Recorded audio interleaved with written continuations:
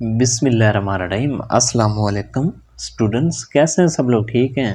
आज हम इस वीडियो में क्वेश्चन नंबर 47, 48, 49 एंड 50 को डिस्कस करेंगे। तो क्वेश्चन देखें जी। क्वेश्चन हमारे पास है, show that f of x is continuous and differentiable at x is equal to 1। हमने ना इस पीस वाइज कॉन्टिन्यूस फंक्शन को शो करना है कि ये कॉन्टिन्यूस भी है और डिफरेंशिएबल भी है। ठीक है ना। इस पॉइंट के ऊपर ये फंक्शन कॉन्टिन्यूस भी है, डिफरेंशिएबल भी है।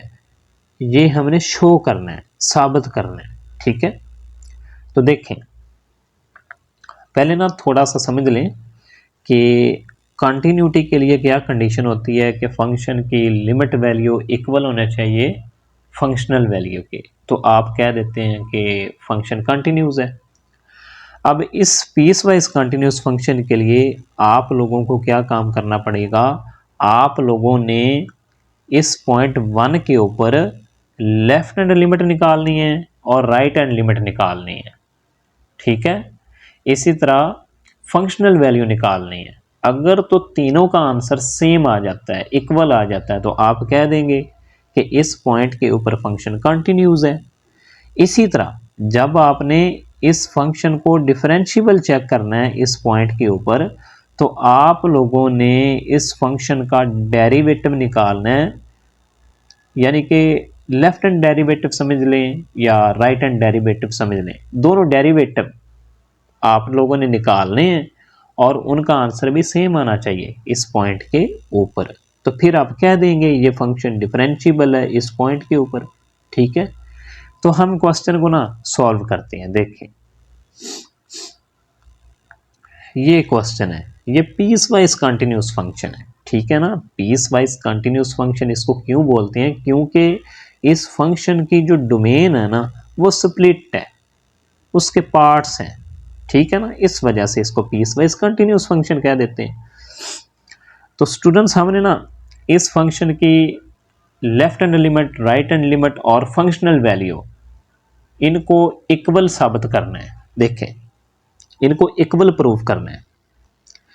तो सबसे पहले आप ना फंक्शन की लिमिट वैल्यू फाइंड करें, यानी कि लेफ्ट हैंड लिमिट फाइंड करें। ये देखें, x इज इक्वल टू 1 पर हमने लेफ्ट हैंड लिमिट निकालनी है। तो इसके लिए ना कंटिन्यूटी की ये जो कंडीशन है ये देख लें। वो कह रहा है ना कि left hand limit, right hand limit, ये जो 1 के ऊपर माइनस का साइन है, ये शो करता है कि आपका जो x है ना वो लेफ्ट साइड से 1 को अप्रोच कर रहा है, और जो पॉजिटिव साइन है वो ये शो करता है कि x अप्रोच कर रहा है 1 को और राइट हैंड साइड से। ठीक है। तो left hand limit, right hand limit equal होनी चाहिए फंक्शनल वैल्यू के। तो ये कंडीशन है हमारे पास कंटिन्यूटी की, जो हमने प्रूव करनी है। तो सबसे पहले हम लेफ्ट हैंड लिमिट निकालते हैं। ये देखें, x अप्रोच कर रहा है 1 को फ्रॉम नेगेटिव साइड से, इसको आप इस तरह से भी कहते हैं लेफ्ट हैंड लिमिट। तो इसके लिए ये देखें, limit x approach 1 from negative side f of x। अब देखें, जब हमारा x लेफ्ट हैंड साइड से अप्रोच करता है 1 को, तो आप लोगों के पास अब फंक्शन तो पीस वाइज है, एक ये फंक्शन है, एक ये फंक्शन है। तो आप लोगों ने कैसे डिसाइड करना है कि आपने ये वाला फंक्शन उठाना है या ये वाला फंक्शन उठाना है? अब इस चीज के लिए आप लोगों ने समझना है। देखें, हमारा जो x है ना वो लेफ्ट हैंड साइड से 1 को अप्रोच कर रहा है। तो देखें, x लेस है 1 से या 1 के इक्वल है। तो इसका मतलब ये है, इसके लिए ना मीन के जब x अप्रोच करेगा लेफ्ट हैंड साइड से, तो उसके लिए आप लोगों ने ये वाला फंक्शन उठाना है, x स्क्वायर प्लस 1। तो ये देखें, इसके लिए हमने जो फंक्शन चूज किया है वो है x स्क्वायर प्लस 1। तो सिंपल आपने x की जगह पर 1 पुट कर दिया है और लिमिट वैल्यू निकाल ली। इसी तरह राइट हैंड लिमिट, अब देखें x अप्रोच कर रहा है 1 को पॉजिटिव साइड से, तो इसके लिए देखें हमने कौन सा फंक्शन चूज करना है। ये देखें, x ग्रेटर है 1 से, तो इसका मतलब हुआ ये फंक्शन आप लोगों ने उठाना है 2x। ठीक है। ये देखें, इसके लिए हमने 2x फंक्शन चूज किया है, तो x की जगह पर 1 पुट कर दिया, हमारे पास आंसर 2 आ गया।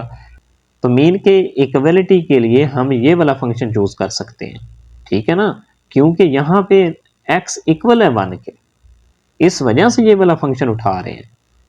तो ये देखें, तो फंक्शन की जो फंक्शनल वैल्यू है एट अ पॉइंट 1 पर, उसने ये देखें x स्केयर की जगह पर, मीन के x की जगह पर 1 पुट किया है, तो 1 का स्केयर प्लस 1, ठीक है। तो फंक्शनल वैल्यू वो भी 2 आ रही है।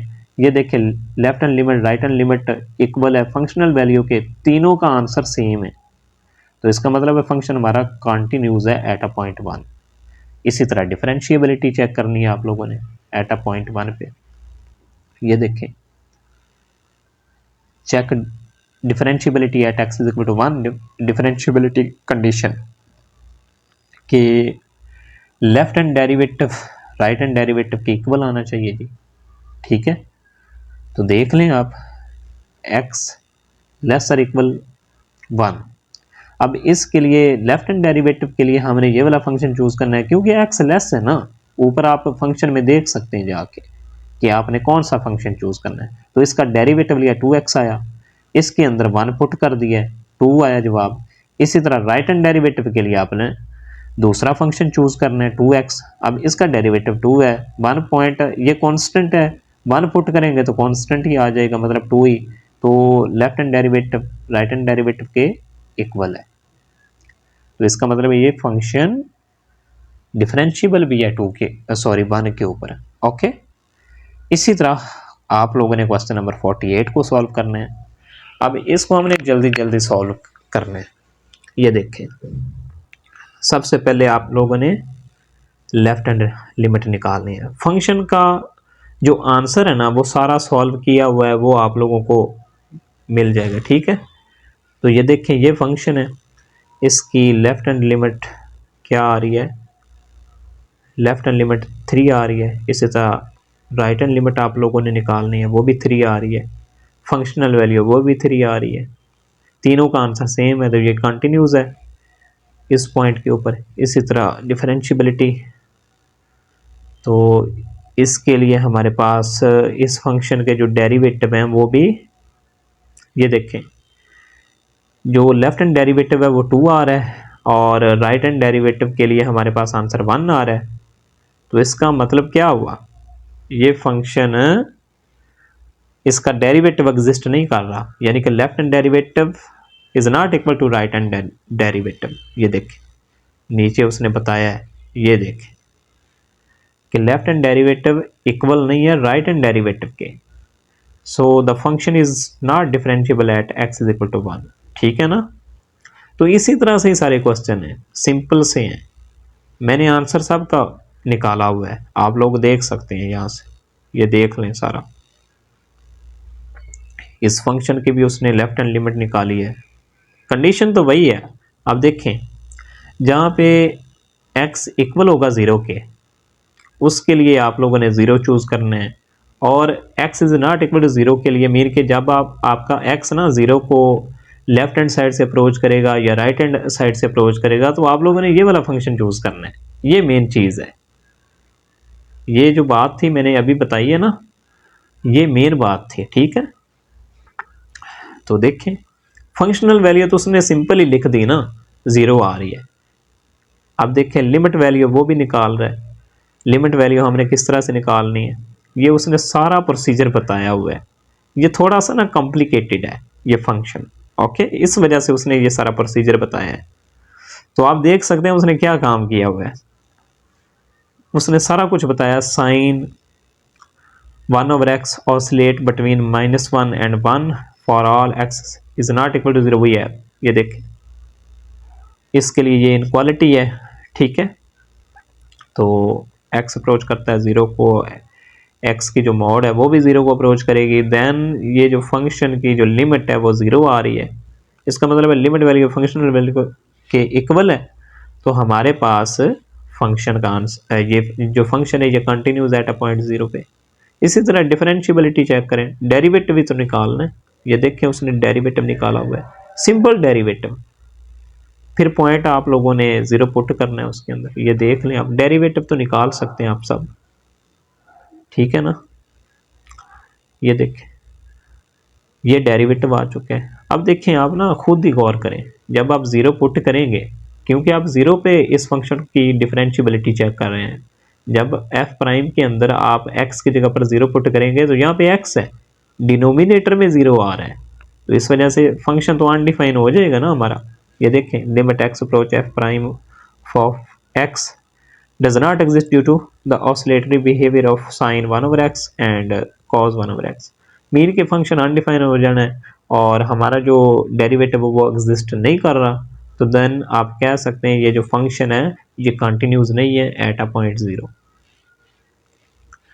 ये देख लें, ये आप लोगों ने पढ़ लेना है। और क्वेश्चन नंबर 50 जो है ये आप लोगों ने खुद सॉल्व करना है अब। ओके, तो क्वेश्चन का जो आंसर है वो देख लें आप लोग, और सॉल्व आप लोगों ने खुद करना है। ये आप लोगों के लिए असाइनमेंट है, सॉल्यूशन आप लोगों को दे दिया गया है, कोशिश आप लोगों ने खुद करनी है, इसको खुद सॉल्व करने की कोशिश करनी है, ठीक है। तो ये देख लें जी, बिल्कुल सेम सा क्वेश्चन है, ठीक है। तो देख सकते हैं आप सारा आंसर इस क्वेश्चन का, ठीक है।